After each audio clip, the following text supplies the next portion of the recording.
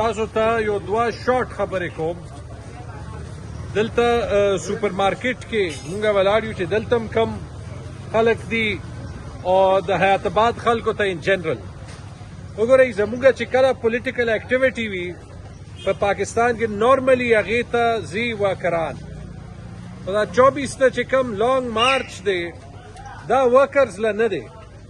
په دې چې فی الحال پاکستان چې کم حالت دی هغې کې ستاسو زمونږ ټول چې کم حقوق دي هغه د نظام ځان لا اخیستي ټولو کې مخکې اوس تاسو ووټ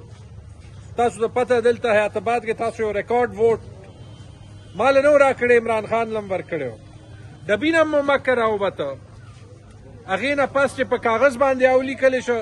څه بل څه ولیکلی شو دا به مونږ بس همداسې منو دا کار په ټول پېښور کې وشو دا کال په ټول پاکستان کې وشو چې چا د وزیر اعظم کرسۍ ګټلې وه آی جیل کې تاله کو د هغه تصویر نه ښایي بیا وایي چې تاسو دې له احتجاج نه شئ کولی وایي چې عدالت ته نه شئ تللی عدالت مونږ درنه بند کړو نو مونږ به څه کوو دونه غلامي خو انګریزانو هم نه به هغه کړې نو ځکه 24 ته او دا په هر قوم کې دا چې کله یو قوم راوچتېږي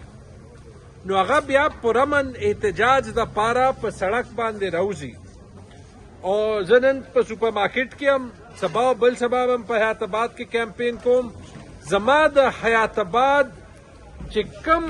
عام پاکستانیان دي زمونږ ورکرز نه عام پاکستانیانو ته دا ریکویسټ دی چې 24 ته خپل ګاډو کې راوځئ پیسفول پروټیسټ له راوځئ پرامن پروټیسټ له راوځئ چې کم پورې راسره راځئ خو دا کلچر به مونږ په پاکستان کې جوړو چې مونږ خپل حقوق له راوځو